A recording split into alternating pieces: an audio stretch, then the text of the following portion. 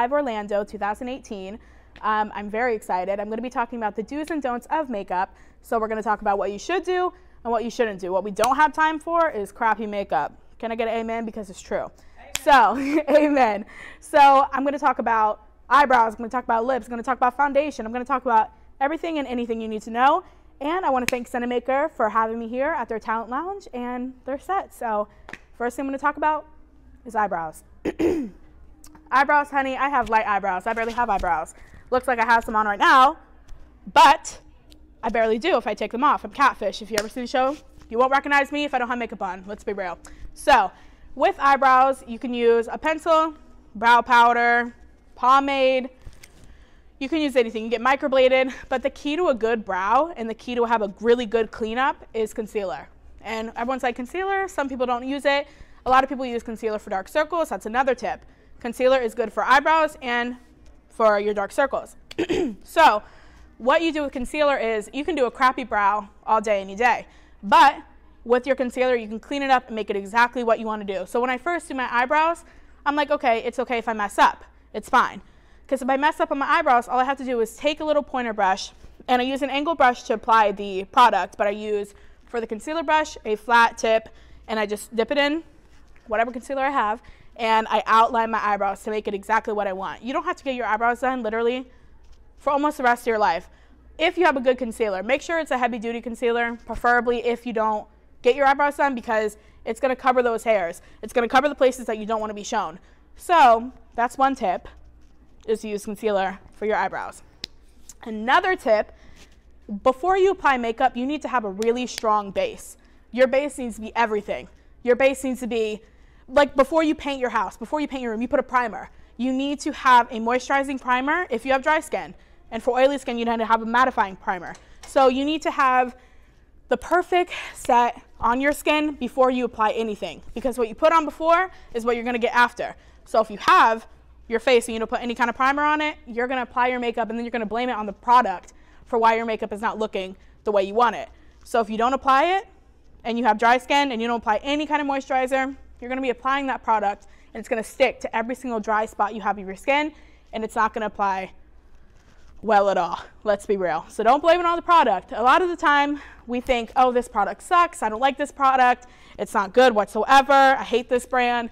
But a lot of the time it's us. Let's take responsibility, ladies and gentlemen. Let's take responsibility. So that's the one other tip that I have. The next tip that I have is, if you want your makeup to blend as well as you are going for, you're going to need to set your face. You can't put on concealer without putting translucent powder, because once you don't put any translucent powder, you won't be able to blend any bronzer in, any cream, because you're going to be moving all of that product. If it's a cream contour and you still have concealer from previously and you don't put any translucent powder, it's just going to be moving, moving, moving, moving. You don't want your product to move from your face, because then it's not going to look as good as you want it. The next tip for lips, honey, for your makeup to look flawless, you want to put on a good lip liner, because you want to have like a trace. You know, when we're younger, we're kids, some of us still do. They have adult coloring books these days. You have an outline of what you're going to do, what you're going to draw, what you're going to fill in. So try to apply a good lip liner before you apply any kind of product, because sometimes it's the applicator and you apply it and it just looks horrendous.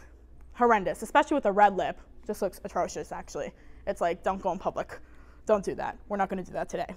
The next tip is, you're going to need to use tweezers when you apply your eyelashes. So me, when I do makeup, if I'm doing a full glam, I want to put eyelashes on. I want to look beat. I want to look great. I want to look, okay, today I have no eyelashes on. I'm doing a little natural to me, not natural to you kind of look. So with your eyelashes, when you take a glue, you want to put that glue on your lash and you want it to almost dry completely. That way it becomes tacky. When you apply the glue wet and you put it on your eyelashes, it's not going to stick. It's going to move everywhere. So put it on your eyelashes, move it around, make sure it gets really tacky, and then stick it on your eyelids, and it doesn't move, for sure. Another thing, if you want your eyelashes to blend with your actual eyelashes, not your falsies, put tight line, if you've ever heard of tight lining. So take an eyeliner, and literally, it sounds weird, but lift up your eye and tight line up and just try to make it blend better. Try to make it look more natural. Obviously makeup isn't natural, clearly, but the more natural you can make it is the more it will look flawless, truly. The next tip is, one of my favorite tips is a good setting spray. Now I use my favorite setting spray actually, Urban Decay All Nighter Spray. So when you get powder all over your face and you do bronzer and you do setting powder, you just put all types of powders, foundation and eyeshadow, everything. You want everything to set in, especially if you're gonna be out all day. If I do my makeup at 8 o'clock in the morning, which I don't because sleep is for the weak, but not me, I'm weak. I like to sleep, okay? I'm not gonna wake up at 8 a.m. I'm sorry. I have a blessed career where I can wake up and make my own schedule unless I'm traveling. But when you put your makeup on at 8 a.m. or 6 a.m., 5 a.m., 4 a.m., whatever day you gotta wake up, I don't care. But you need to spray your face. You need to set all of that in because then it won't move. You don't wanna put your makeup on, spend an hour doing your makeup, and then walk out of the house and it's gone. Especially if you live in the heat. Because I live in Florida, honey, and we don't play. We do not play. It is humid, and I will come out looking drenched. So you need to set your makeup and make sure it does not move anywhere. Because we don't have time for our lovely masterpiece to be melting off, okay? We don't have the time. The next and very most last tip, which is my favorite, is highlighter. I love to look glowified. So when I do my highlighter, if you want your highlighter more intense, more bold, more just amazing, you're gonna wanna put your setting spray on and then apply your highlighter because it makes it a lot more metallic. So that is my favorite tip and that is my last tip. But thank you guys so much for watching my live stream. Go follow Cinemaker. And yeah, if you guys want more live streams, let me know. Thank you for watching.